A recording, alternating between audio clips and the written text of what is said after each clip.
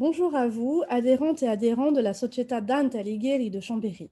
Avant toute chose, je tiens à remercier chaleureusement votre présidente, Renée Constantin, pour m'avoir invité à vous parler de Florence à l'époque de Dante, ainsi que Mario Scuteri, qui s'est occupé de la mise en ligne de cette conférence. Comme vous le savez probablement, nous fêtons cette année le 700e anniversaire de la mort du poète Dante Alighieri, né à Florence en 1265 et mort à Ravenne en 1321. Dans les minutes qui viennent, je m'attacherai à vous présenter la Florence qui a vu naître Dante et dans laquelle il a grandi et s'est impliqué avant son exil. Nous verrons dans une première partie que Florence est alors en plein essor économique et démographique, ce qui se traduit aussi physiquement dans la ville. Ensuite, nous verrons que cette effervescence s'accompagne de bouleversements sociaux et politiques qui laissent aussi leur empreinte sur la cité. Enfin, j'aimerais dans une troisième partie évoquer rapidement avec vous la Florence de Dante, c'est-à-dire la façon dont il représente sa cité natale dans son œuvre et dans la commedia en particulier. Alors, dans le panorama occidental, l'Italie du XIIIe siècle se présente avec les Flandres comme une réalité exceptionnellement urbaine pour l'époque. Le développement des villes italiennes est lié notamment à la position stratégique de la péninsule entre Orient et Occident, et les villes, situées le long des voies commerciales, ont connu un développement économique rapide et durable. Au cours du XIe siècle, la croissance démographique et économique du nord de la péninsule est très forte, d'où l'augmentation du nombre de villes, les petits points noirs que vous pouvez voir sur cette carte, au point qu'en 1250, dans le réseau urbain de l'Europe pré-industrielle est déjà quasiment constitué. En 1250, dans l'actuelle Europe, selon les régions, entre 70 et 90% de la population vivait à la campagne et l'on comptait au total entre 60 et 70 villes de plus de 10 000 habitants dans l'actuelle Europe. Une véritable métropole pour l'époque, Paris comptait plus de 100 000 habitants, tandis que Gand en Flandre et 4 villes italiennes en comptaient plus de 50 000. Milan, Naples, Venise et Florence. À la fin du XIIIe siècle, il semblerait que Milan, Venise et Florence aussi dépassaient à leur tour les 100 000 habitants. Donc à l'époque, habiter en ville, cela signifie avoir accès à intervalles réguliers à un marché où s'approvisionner en vivres. Cela signifie aussi surtout bénéficier de la protection de murailles qui définissent l'espace urbain, comme on peut le voir par exemple sur cette fresque d'Ambrogio Lorenzetti qui date de 1338 environ, donc un peu plus tard par rapport à l'époque de Dante. Donc sur cette fresque qui présente les effets du bon gouvernement, on voit vraiment sur la partie centrale la muraille qui marque une frontière nette entre le dedans et le dehors, ce qui est dans la ville et ce qui est hors de la ville. Vivre en ville, c'est aussi pouvoir exercer des activités variées en disposant d'une clientèle locale ou de passage suffisante quand on est artisan, marchand, notaire ou juriste par exemple, ou bien avoir à portée de main ces professionnels sans dépendre des marchands itinérants pour l'artisanat par exemple, comme c'était le cas dans les campagnes. En outre, la ville se caractérise par la présence d'un évêque qui organise la vie spirituelle des chrétiens de la ville et des terres environnantes et gère les écoles religieuses traditionnellement liées aux cathédrales à une époque où se développent aussi progressivement les universités, toujours en ville. Cela sans compter d'autres professions, d'autres activités que l'on trouve aussi en ville, des professions parfois socialement marginales, comme les prostituées ou les jongleurs, mais aussi les employés peu ou pas qualifiés des artisans qui accomplissaient leurs besognes les plus infâmes. Donc tout le monde peut entrer en ville en payant un éco. Et au cours du XIIIe siècle, de nombreux habitants du Contado, c'est-à-dire de l'arrière-pays de Florence, viennent habiter en ville en espérant y trouver un travail ou tout simplement y vivre mieux.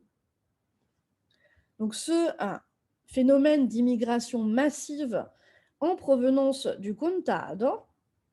accélère fortement la croissance de la ville, hein, sur le plan démographique d'abord, ce qui se traduit aussi par une croissance physique de la ville qui ne pouvait tout simplement plus abriter tous ses habitants à l'intérieur de ses murailles. Cette croissance se fait par à-coups. Le nombre d'habitants augmente, les gens s'entassent à l'intérieur des murailles, on construit toujours plus haut, de briques et de brocs, jusqu'au jour où, face à cet entassement, qui a des effets délétères aussi sur la salubrité de la ville, les autorités décident de financer la réalisation d'une nouvelle enceinte, une enceinte plus grande, en mesure d'accueillir tous les habitants. Donc, comme les cercles de croissance que l'on peut voir sur un tronc coupé, on peut observer la croissance de la ville d'en haut, au gré des agrandissements successifs de ces enceintes.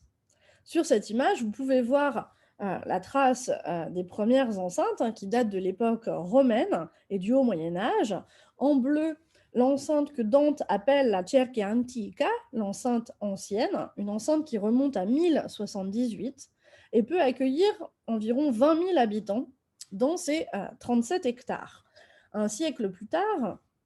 entre 1173 et 1175, une nouvelle enceinte fut construite pouvant accueillir tranquillement jusqu'à 30 000 habitants dans ces 80 hectares, avant d'être étendue en certains endroits vers le milieu du XIIIe siècle, notamment Oltrarno, de l'autre côté du fleuve, pour parvenir à une surface de 97 hectares, soit 5 fois plus qu'à l'époque romaine. Or, à la fin du XIIIe siècle, à l'époque de Dante précisément, Florence aurait compté entre 80 000 et 100 000 habitants. Je vous laisse imaginer l'entassement et la promiscuité que cela sous-entend, une promiscuité qu'a bien mise en lumière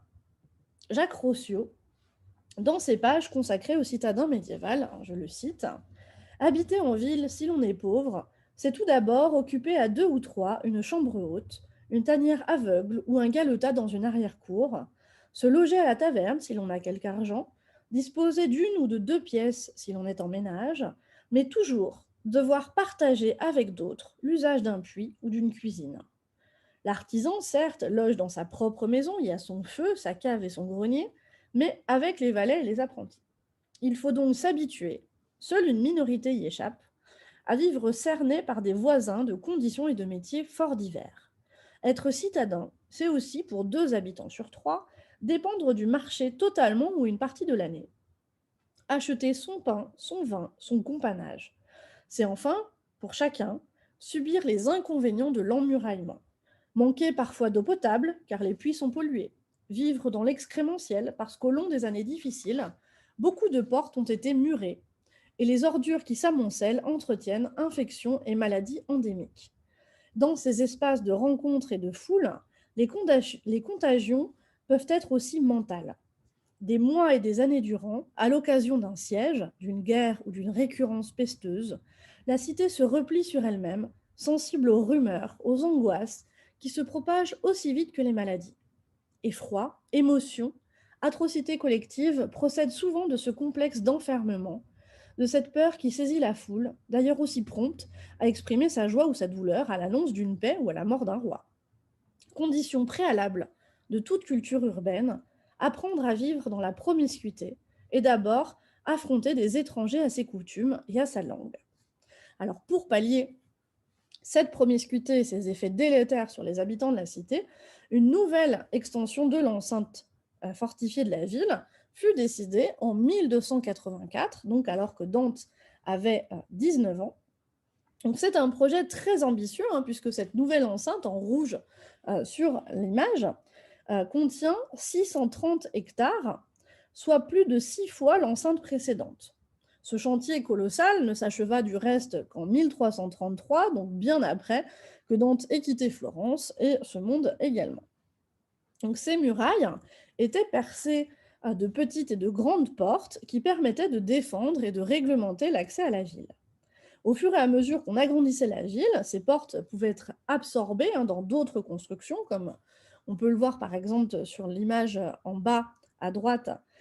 du diaporama, avec cet Arco di San Pierino qui serait vraisemblablement un reliquat d'une ancienne porte de la muraille datant de la fin du XIIe siècle. Et encore aujourd'hui, bien qu'une grande partie des murailles Arnolfine ait été abattu pour former le réseau routier périphérique de la ville, les portes ont été conservées, comme par exemple la Porta alla Croce, que vous voyez en haut à droite du diaporama, qui se situe aujourd'hui Piazza Beccaria. Donc à l'intérieur des murailles, Florence était divisée en zones chargées d'organiser la défense des portes de la ville. Jusqu'en 1173, c'est-à-dire jusqu'à la construction de la première enceinte de murailles communales, la ville était divisée en 4, donc en quartiers. C'est l'image que vous voyez en haut à droite du diaporama. Et en revanche, de 1173 à 1343, c'est-à-dire à l'époque de Dante, notamment, la ville était subdivisée en 6, donc en sextier, donc San Piero Esqueraggio, Borgo, San Pancrazio, Duomo, Porta San Piero et Oltrarno. 6 zones qui constituaient donc la ville de 1173 à 1343. C'est dans cette réalité qu'a vécu le poète. À partir de 1343, la ville fut de nouveau divisée en quartiers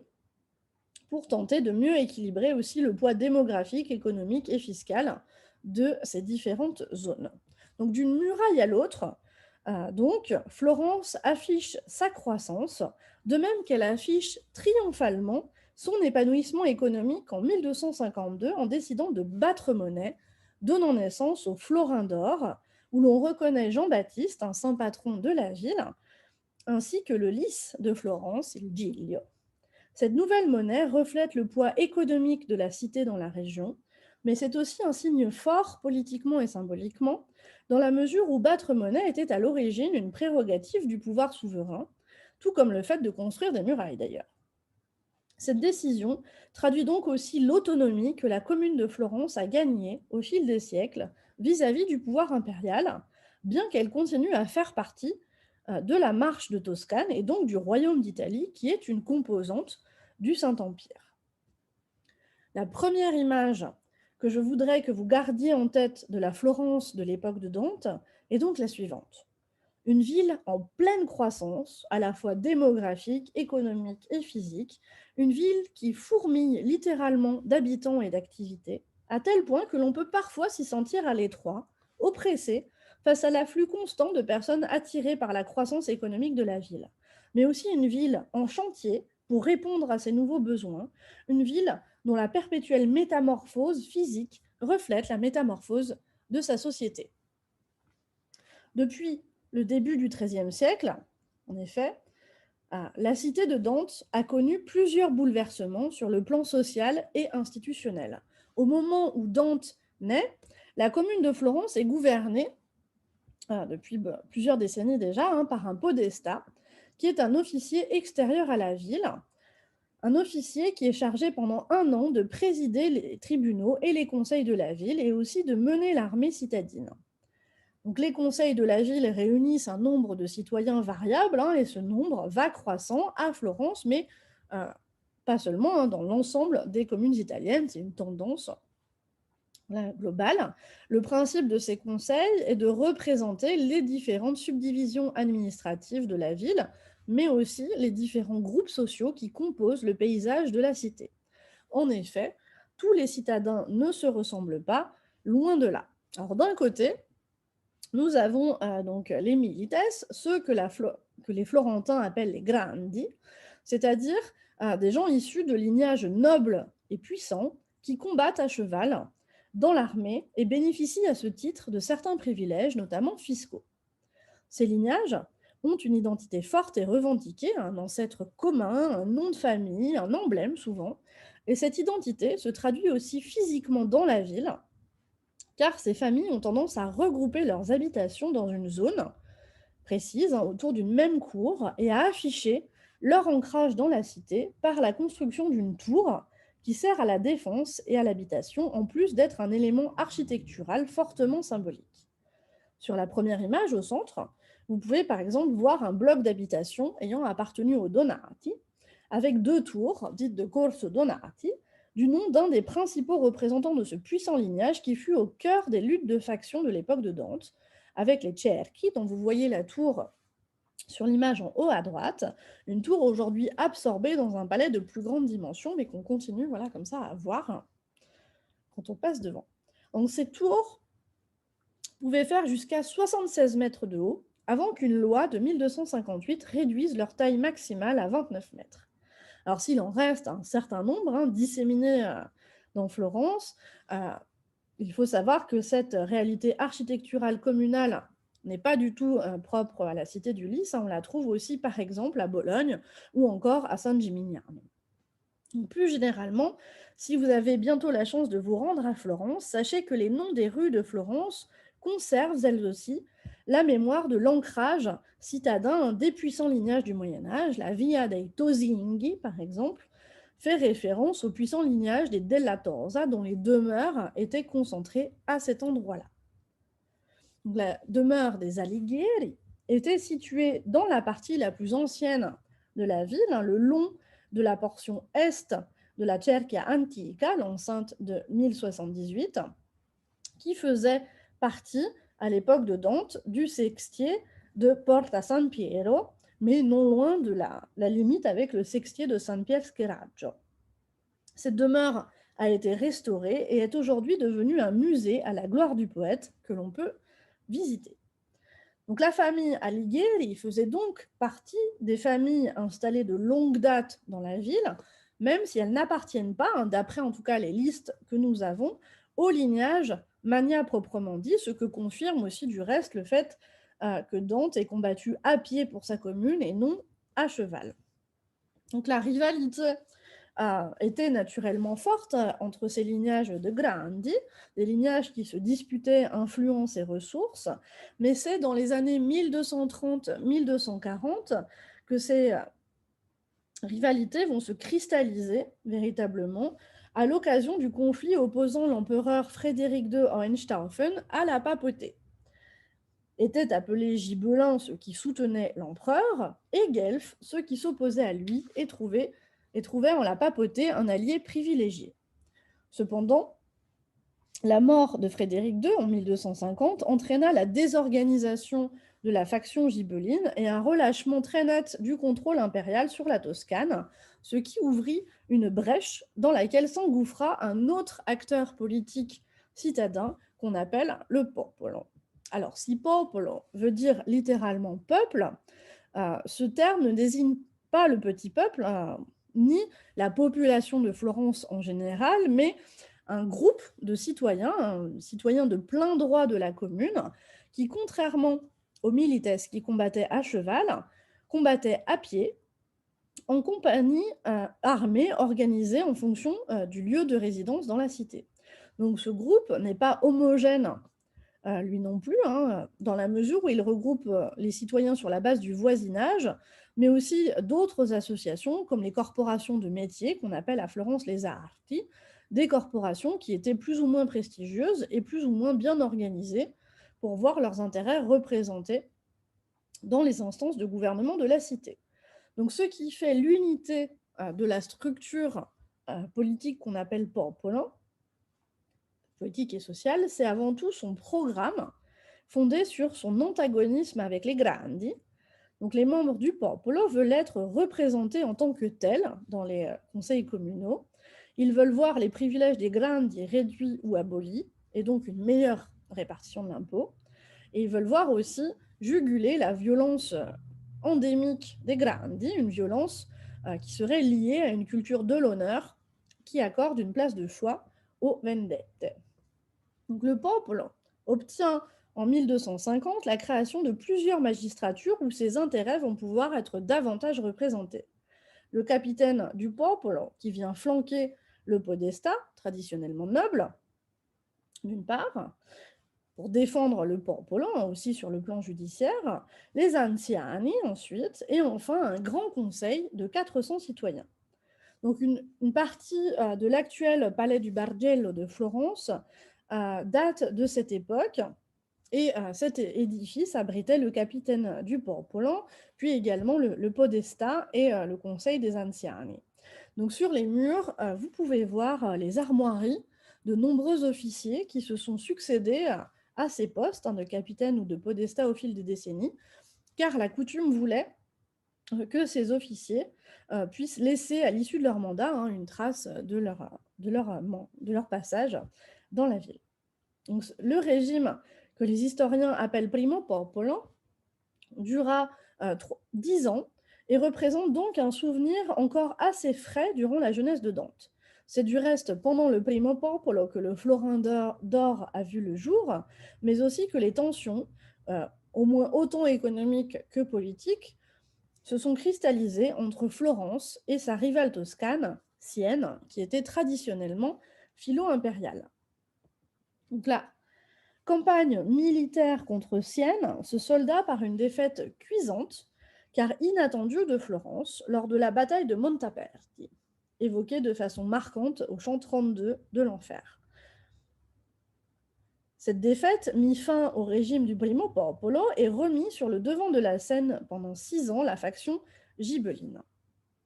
Alors que le Primo Popolo avait cherché à se positionner à égale distance des deux factions guelfes et gibellines, les Gibelins au pouvoir entre 1260 et 1266 bannissent à tour de bras les familles guelfes florentines.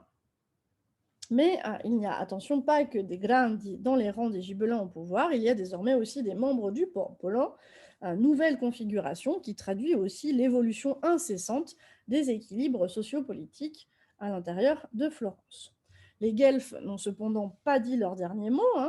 En effet, menés par Charles d'Anjou et avec le pape pour allié, ils l'emportent sur Manfred, fils illégitime de Frédéric II, à Bénévent en 1266, épisode qui est également évoqué dans la Divine Comédie au chant 3 du Purgatoire.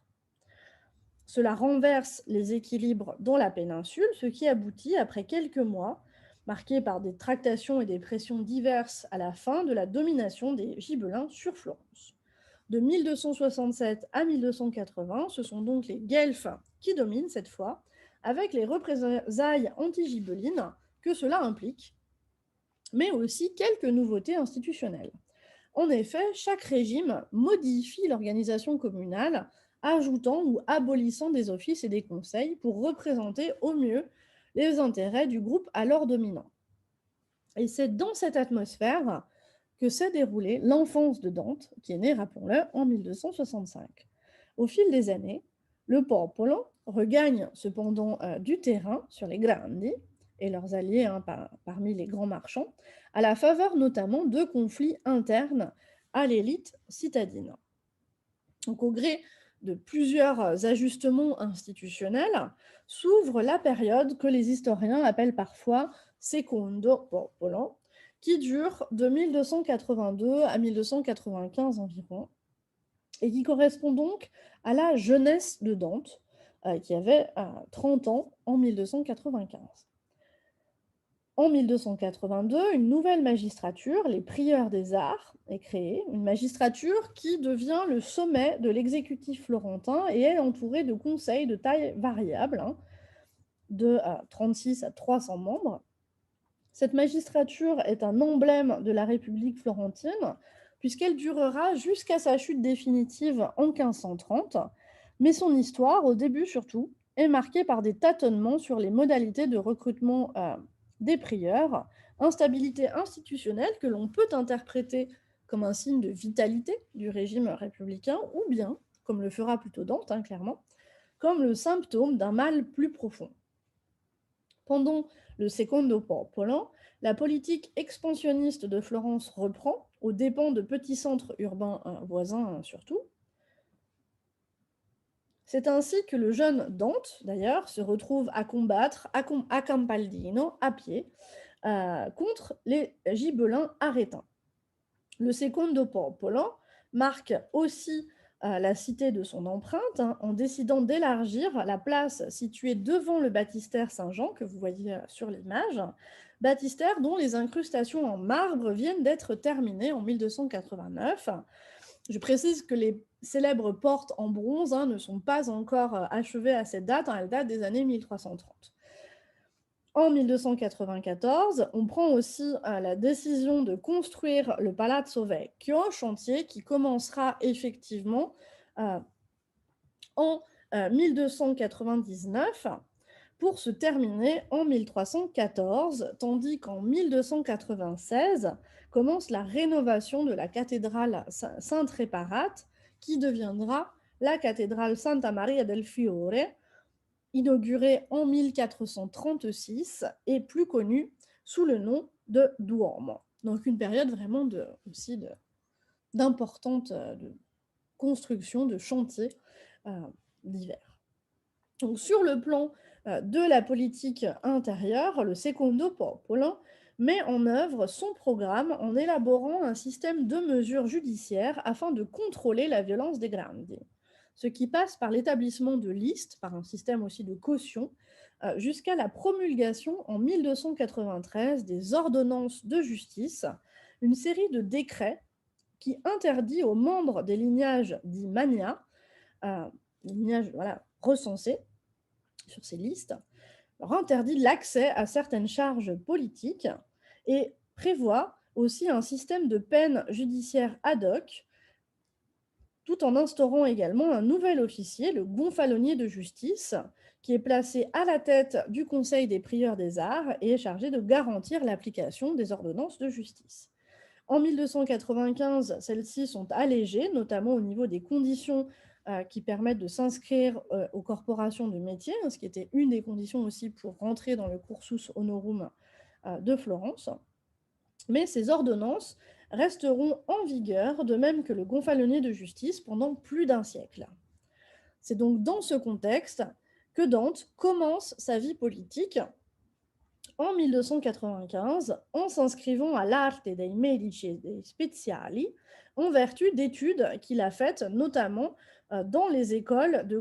des couvents franciscains et dominicains de la ville, qui sont alors en plein essor, et ce bien qu'il n'ait jamais exercé d'activité professionnelle à temps plein d'Intalighieri. Donc suite à cette inscription, Dante siège dans divers conseils communaux, puis accède pour 2 mois, le 15 juin 1300, à la prestigieuse charge de prieur des arts. Or, à un moment où la ville était traversée de tensions extrêmement fortes. En effet, le fait que les modalités d'élection des membres de ce conseil changent à chaque bimestre contribuait paradoxalement à renforcer les tensions et les logiques de bloc dans la cité. Puisque la rotation rapide des plus hautes charges, notamment les charges de prieur, était pensée pour éviter l'accaparement du pouvoir par une faction ou par un groupe, mais comme les modalités d'élection changeaient à chaque fois, puisque à la fin d'un bimestre, on décidait de la modalité d'élection qui serait en vigueur pour le suivant, les différents groupes et différentes factions s'organisaient pour essayer de s'assurer d'être représentés à chaque fois au Conseil des prieurs. Donc de nouvelles tensions venaient s'ajouter aux rivalités qui existaient déjà par ailleurs dans la cité, pour des raisons sociales, on a parlé, notamment entre lignages de Grandi, pour des raisons économiques, au sein des corporations par exemple, mais aussi entre corporations, ou encore pour des raisons idéologiques, entre autres notamment par rapport aux velléités d'annexion de la Toscane que manifestait le pape Boniface VIII. Donc ces rivalités vont se cristalliser au sein d'une Florence officiellement guelfe depuis 1267 et donner naissance à la création de la faction dite des guelfes noirs, proche du pape et hostile aux mesures pro popolo, et la faction des guelfes blancs, qui sont hostiles au pape et plutôt favorables aux mesures anti-grandi. Donc, selon les bimestres, le priorat peut être équilibré ou bien penché en faveur de l'une ou de l'autre de ces factions. Et le travail des prieurs est compliqué à la fois par les remous internes à la cité, avec des rixes, des réunions secrètes, des rumeurs de complot, et par la pression extérieure, notamment du pape Boniface VIII, qui envoie un cardinal en 1300, en vain, officiellement pour faire la paix et officieusement pour favoriser la faction des Noirs, puis insiste pour que Florence accueille comme nouveau pacificateur Charles de Valois et ses armées, théoriquement en route pour reprendre la Sicile aux Aragons. Donc c'est dans ce contexte qu'une ambassade est envoyée à Rome, ambassade à laquelle Dante participe, et dont le but est de détourner le pape de son intention. Sauf qu'entre-temps, en novembre 1301, Charles et ses armées arrivent à Florence, renversant l'équilibre des forces au profit des Noirs, qui prennent le pouvoir, et rapidement une série de mesures de représailles contre les Blancs, mais aussi contre certains prieurs des mois précédents, dont le poète Dante Alighieri, qui est condamné pour corruption, aujourd'hui on dirait aussi abus de biens publics, il est condamné donc au bannissement en janvier 1302, puis condamné à mort par contumace en mars 1302, car il ne s'est pas présenté pour se disculper. Donc l'expérience politique de Dante, qui avait commencé en 1295, prend fin en 1302, tandis que commence son exil, qui durera pendant 19 années. Donc pendant 19 ans, le poète sera condamné à suivre de loin l'évolution de sa patrie, bien qu'il continue à chercher à intervenir sur son destin par ses écrits. Donc, que ce soit directement, par exemple, par des épîtres, ou indirectement par ses traités, ou encore au travers de la Divine Comédie, où abondent les références à Florence. Donc, avant d'en venir à la représentation de Florence dans les vers de Dante, la seconde image de la Florence de son temps que je voudrais que vous gardiez en mémoire est celle d'une cité en pleine effervescence, aussi sur le plan social et politique, pour le meilleur comme pour le pire. Une cité où les équilibres changent sans cesse, où les alliances se font et se défont en fonction des intérêts des différents groupes. Une Florence marquée par l'instabilité, donc, en raison de la configuration de la société florentine, mais aussi en raison de dynamiques politiques largement extérieures à la cité, comme les rapports de force entre la papauté et ses alliés d'une part, et ce qu'il reste des forces impériales d'autre part. Une cité qui se bat et se débat face à ses convoitises, tout en continuant à croître et à s'embellir, au point qu'on vient de loin pour l'admirer, si l'on en croit le chroniqueur Dino Compagni, contemporain de Dante. Je cite: La detta città di Firenze è molto bene popolata e generativa per la buona aria. I cittadini bene costumati e le donne molto belle e adorne. I casamenti bellissimi, pieni di molte bisognevoli arti, oltre alle altre città d'Italia, per la qual cosa molti di lontani paesi la vengono a vedere, non per necessità, ma per bontà dei mestieri e arti e per bellezza e ornamento della città.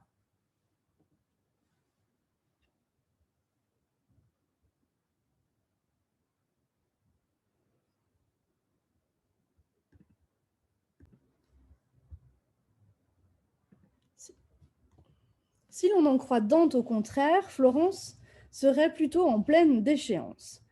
Philosophiquement, Dante conçoit la cité comme une forme d'organisation sociale utile pour l'homme, en tant qu'il est un animal politique, zoon politikon, dit Aristote, c'est-à-dire un animal civil fait pour vivre non pas isolé, mais en communauté avec ses semblables. L'être humain serait ainsi naturellement disposé à appartenir à une série concentrique de communautés qui comprennent sa famille, son voisinage, sa ville, et en dernier lieu la monarchie, entendue comme ensemble à vocation universelle. Dans les épîtres de Dante, on peut voir que s'il reste, malgré l'exil, très attaché à son identité florentine, il émet toujours plus de réserve, finissant par se définir dans la dernière de ses épîtres qui nous soit parvenue, et pour autant qu'elle soit effectivement de lui, comme un Florentin de naissance, mais non de mœurs. Au fil des années, Dante brosse un portrait toujours plus sombre, en effet, de sa cité, la décrivant dans l'épître 7 à l'empereur Henri VII de Luxembourg comme une hydre empestée, un animal, un monstre pestilentiel, à l'origine de la rébellion des villes toscanes et un mal radical qu'il faut extirper. L'amour du poète pour sa cité natale se teinte donc progressivement d'une critique toujours plus acerbe, ce qui transparaît aussi dans la Divine Comédie, où Florence est représentée, comme l'a bien montré Elisa Brilli, sous les traits de la Civitas Diaboli, la cité du diable. Dans les trois cantiques de la Divine Comédie, une réflexion politique prend place au chant 6, dont l'échelle s'élargit progressivement au fil du voyage. Au chant 6 de l'enfer, cette réflexion reste dans le périmètre florentin et voit le glouton Ciacco brosser un portrait bien peu flatteur de Florence, qui fut aussi sa cité natale, avant de prophétiser les déboires liés à la lutte entre guelfes blancs et guelfes noirs. Je cite, ed egli a me, la tua città che piena d'invidia, sì che già trabocca il sacco, seco mi tenne in la vita serena. Dopo lunga tensione verranno al sangue la parte selvaggia caccerà l'altra con molta offensione. Poi appresso convien che questa caggia infra tre soli e che l'altra sormonti con la forza di tal che teste piaggia. Alte terrà lungo tempo le fronti, tenendo l'altra sotto gravi pesi, come che di ciò pianga o che n'aunti. Giusti son due e non vi sono intesi. Superbia, invidia e avarizia sono le tre faville qu'hanno i cuori accesi. Donc, il s'agit ici d'une des fausses prophéties que contient la comédie, c'est-à-dire des vers qui vont jouer sur le décalage entre, d'une part, le moment où Dante, personnage, est supposé avoir fait son voyage dans l'au-delà, c'est-à-dire la semaine sainte de l'an 1300, et d'autre part, le moment où Dante, auteur, prend la plume, c'est-à-dire pas avant 1306, voire 1308, mais là-dessus, le débat continue parmi les spécialistes.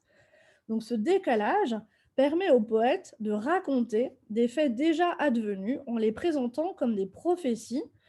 qui seraient faites par les âmes rencontrées par Dante, personnage dans l'au-delà, des prophéties que l'on va appeler des prophéties post-eventum, ce qui veut dire en latin après les faits. Pour les distinguer des prophéties qu'on trouve aussi dans la Divine Comédie, qui font référence à des événements encore à venir, y compris au moment de l'écriture du chant. Donc dans ce passage, Dante, personnage, qui en 1300 est encore un citoyen florentin, reçoit du florentin Ciacco l'annonce d'une catastrophe qui adviendra d'ici 3 ans, infra tre soli, d'ici 3 années solaires, à cause des luttes entre factions qui seraient, selon lui, nourries donc par l'orgueil, l'envie et la cupidité, superbia, invidia et avarizia, 3 mots qui enflammeraient à l'époque les cœurs florentins, contrairement à un temps révolu où de grands acteurs politiques comme Farinata degli Uberti, Jacopo Rusticucci ou même Mosca Lamberti, qui sont cités dans la suite du chant, auraient été mus, malgré les conséquences désastreuses de leurs actes pour la ville, par la volonté de bien faire, par la volonté d'agir dans l'intérêt de leur patrie, ce qui lui fait, il nomme au vers 80 gli altri che ben far poser l'ingegni. Donc, déjà un contraste entre une Florence du passé et la Florence de 1300, avec cette tonalité prophétique, avec des futurs et voilà, une description avec des périphrases qui fait qu'on a du mal à interpréter si l'on reste dans le contexte de 1300 ce qui va se passer, mais tout devient clair quand on connaît justement l'histoire de l'époque et voilà, les catastrophes qui vont advenir, notamment à Dante avec le bannissement. Donc au chant 6 du purgatoire, on change d'échelle. La réflexion politique est étendue à l'ensemble de la péninsule dans le cadre d'une très célèbre invective à l'Italie, Ae serva Italia, dont une partie, caractérisée par sa tonalité ironique, est réservée à Florence, qui devient une sorte d'emblème de la déchéance qui touche par ailleurs d'autres villes, comme Gênes, Pise ou Pistoia, qui sont visées par d'autres invectives ailleurs en enfer. Donc je lis ce passage.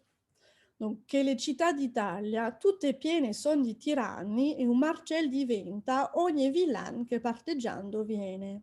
Fiorenza mia, ben puoi esser contenta di questa digressione che non ti tocca, mercé del popol tuo che si argomenta. Molti han giustizia in cuore e tardi scocca per non venir senza consiglio all'arco, ma il popol tuo l'ha in sommo della bocca. Molti rifiutano il comune incarco, ma il popolo tuo sollecito risponde senza chiamare e grida, io mi sobbarco. Or ti fa lieta, che tu hai ben onde, tu ricca tu compacce e tu consenno. Se io dico il ver, l'effetto non nasconde. Atene, Lacedemona, che fenno l'antiche leggi e furon sì civili, fecero al viver bene un picciol cenno verso di te, che fai tanto sottili provvedimenti, che a mezzo novembre non giugne quel che tu d'ottobre fili. Quante volte del tempo che rimembre, legge, moneta, ufficio e costume, hai tu mutato e rinnovate membre. E se ben ti ricordi e vedi lume, vedrai te somigliante a quella inferma che non può trovar posa in sulle piume, ma col dar volta suo dolore scherma. Donc dans ce passage, à la rhétorique très travaillée, le poète s'adresse directement à sa ville, qu'il apostrophe Firenze Mia, pour la féliciter ironiquement d'être une exception dans le panorama italien, grâce à l'organisation communale dont ses habitants se sont dotés, eux qui ont toujours la justice à la bouche, tandis que chez d'autres, elle serait plutôt située dans le cœur, et eux qui n'attendent pas qu'on les sollicite pour se mêler du gouvernement de la cité. Donc, deux éléments qui sont présentés voilà, théoriquement, enfin, ironiquement comme des qualités, là où évidemment ce sont bien sûr des défauts. Donc selon le poète toujours, les faits démontrent amplement voilà, les motifs de réjouissance, donc en réalité leur inanité, qui sont indiqués par la tournure antiphrastique du vers 137, dont le rythme ternaire est souligné par la répétition du pronom personnel tu,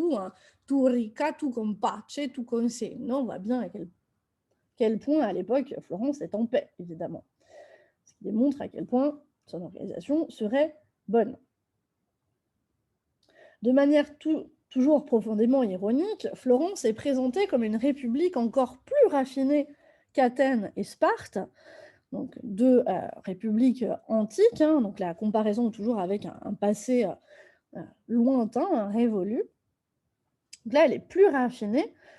que ces anciennes républiques, avec son organisation qui ne cesse de changer, supposément pour s'améliorer, bien sûr. Donc dans la Tertina 145 à 147, le poète fait ainsi allusion aux nombreux changements qu'a connus la cité au cours du XIIIe siècle, changements que je vous ai brièvement présentés, notamment en matière de loi, de monnaie, de mœurs et d'organisation communale.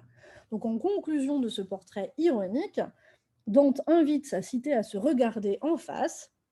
et propose une comparaison peu flatteuse dans laquelle la ville est personnifiée sous la forme d'une malade qui gît et geint sur son lit. Donc la critique portée au fonctionnement des institutions communales est virulente, mais attention, elle ne doit pas être entendue comme une opposition au régime communal en soi, mais plutôt comme l'expression de la conviction que ce régime aurait été corrompu par l'avaritia, c'est-à-dire par l'attachement immodéré aux biens de ce monde. Or, selon Dante, cette corruption est advenue aussi en raison des manquements des deux guides supposés empêcher les hommes de dévier du droit chemin, à savoir l'Église d'une part et l'Empire d'autre part. Pour Dante, l'Église doit en effet guider les hommes vers le salut et l'Empire doit faire régner l'ordre et la paix entre les hommes pour leur permettre de se consacrer à la recherche du salut. Cet ordre universel auquel le poète aspire est évidemment en contraste avec la situation historique de la Florence de son temps, telle qu'il la voit, une Florence où les citoyens organisent et réorganisent sans cesse la vie en communauté en fonction des intérêts qui dominent à l'instant T. Mais il convient quand même de remarquer que cette situation est la seule que Dante ait jamais connue dans les faits. La Florence idéale de Dante n'est donc pas une Florence qu'il aurait connue, qu'il regretterait de façon passéiste, ni même une Florence qui appartiendrait à la mémoire citadine récente, mais une utopie qu'il projette sur un passé lointain, sur la Florence de ses aïeux. C'est ainsi qu'au paradis, et plus spécifiquement dans le triptyque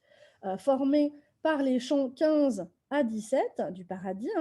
la Florence d'antan est mise en regard de la Florence de l'époque de Dante à l'occasion des échanges entre Dante personnage et son aïeul Cacciaguida, donc un personnage qui aurait vécu entre la fin du XIe et le début du XIIe siècle. La Florence idéale d'antan est représentée au cœur du chant 15 dans le discours de Cacciaguida comme une ville sobre et pudique, moralement bonne, ce dont attesteraient les mœurs des femmes d'antan, plus attentives à l'éducation de leurs enfants qu'au luxe de leurs habits, comme vous allez le voir dans la citation qui va suivre, notamment l'abondance de négation, pour montrer le décalage entre la Florence d'antan et la Florence de l'époque de Dante. Fiorenza dentro dalla cerchia antica, onde la toglie ancora e terza e nona, si stava in pace, sobria e pudica. Non avea catenella, non corona, non gone contigiate, non cintura, che fosse a veder più che la persona. Non faceva, nascendo, ancora paura la figlia al padre, che il tempo e la dote non fuggen quinci, quindi la misura. L'una vegliava a studio della culla e, consolando, usava l'idioma che prima i padri e le madri trastulla. L'altra, traendo alla rocca la chioma, favoleggiava con la sua famiglia di troiani, di Fiesole e di Roma. A così riposato, a così bello viver di cittadini, a così fida cittadinanza, a così dolce ostello, Maria mi diè chiamata in alte grida. Ça, c'est la Florence de Cacciaguida. Et dans le chant suivant, le poète place toujours dans la bouche de son aïeul une analyse de la décadence de Florence qui fait peser le blâme sur les nouveaux venus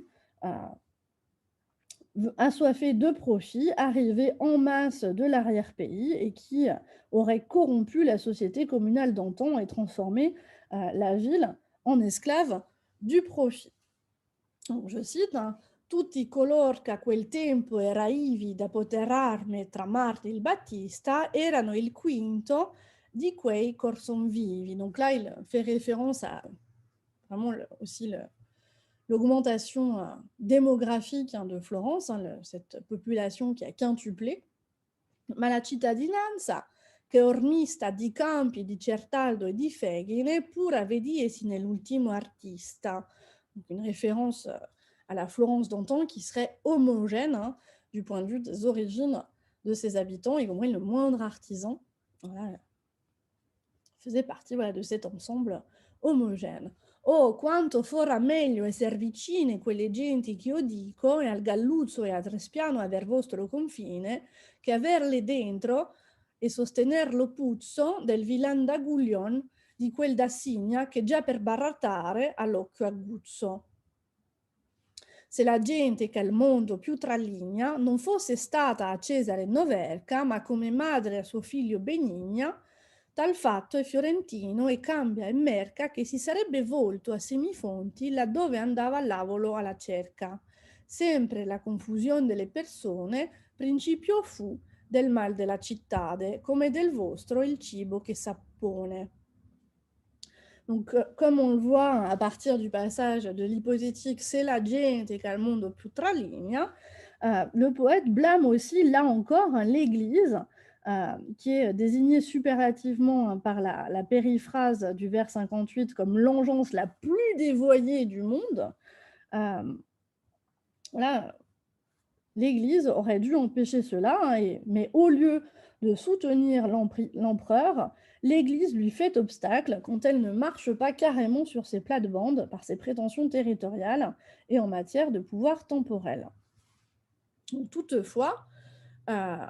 malgré sa vision très sombre de la Florence de son époque, Dante semble ne jamais cesser d'espérer et de croire en sa possible rédemption comme en son possible retour au bercail.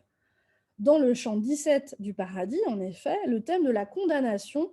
de la décadence de Florence se conjugue à celui de l'exil du poète, qui a déjà été annoncé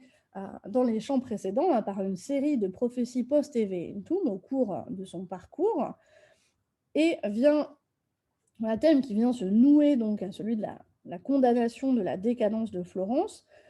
pour aboutir à la présentation de la mission poétique de Dante comme véritable remède aux maux actuels de sa cité. Je cite: Ma non dimen rimossa ogni menzogna, tutta tua vision fa manifesta e lascia pur grattar dove la rogna. Che se la voce tua sarà molesta nel primo gusto, vital nodrimento lascerà poi quando sarà digesta. Questo tuo grido farà come vento che le più alte cime più percuote, e ciò non fa d'onor poco argomento. Però ti son mostrate in queste rote, nel monte e nella valle dolorosa, pur l'anime che son di fama note, che l'animo di quel code non posa né ferma fede per esempio caia la sua radice incognita e ascosa, né per altro argomento che non paia. Par ces mots, le personnage de Cacciaguida enjoint à Dante personnage de devenir Dante poète quand il aura terminé son parcours dans l'au-delà, car bien qu'amer, son récit se révélera vital pour le salut de ses destinataires. Par son témoignage, il peut et il doit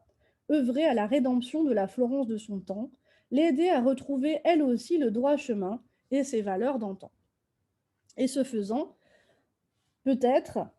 pourra-t-il se voir un jour rappelé d'exil, comme Dante poète l'espère en tout cas au début du chant 25 du Paradis: Se mai continga che il poema sacro al quale ha posto mano è cielo e terra, sì che m'ha fatto per molti anni macro, vinca la crudeltà che for mi serra, del belo ovile ov'io dormi agnello, nimico ai lupi che gli danno guerra. Con altra voce ormai, con altro vello, ritornerò poeta, e in sul fonte del mio battesimo prenderò il cappello. Jusqu'au bout, Dante voilà, espère pouvoir rentrer un jour à Florence, et cela en vertu de sa production poétique. Donc, pour conclure cette présentation, la troisième et dernière image que je voudrais que vous gardiez de la Florence de l'époque de Dante est donc celle qui transparaît quand on applique le filtre, évidemment déformant, de sa représentation dans les vers du poète lui-même. Donc l'image d'une cité désormais bien loin de ressembler à la Jérusalem céleste à laquelle elle devrait tendre, un idéal dont elle aurait été infiniment plus proche, en tout cas dans l'imagination du poète, à l'aube du XIIe siècle, avant tous les changements, tous les bouleversements et toutes les métamorphoses que je vous ai brièvement présentés. Cependant, malgré cette image bien sombre, l'espoir d'une rédemption demeure pour la ville, pour le poète, mais aussi pour toute l'humanité, et cet espoir repose sur la poésie, sur le message, ce chef-d'œuvre auquel Dante travailla jusqu'à sa mort en 1321, qu'est la comédie, donc il y a 700 ans exactement. Je vous remercie d'avoir suivi cette présentation et vous invite, si vous souhaitez approfondir ce vaste sujet que je n'ai abordé ici que très superficiellement, à vous référer aux quelques ouvrages cités dans cette petite bibliographie indicative. Je vous remercie encore.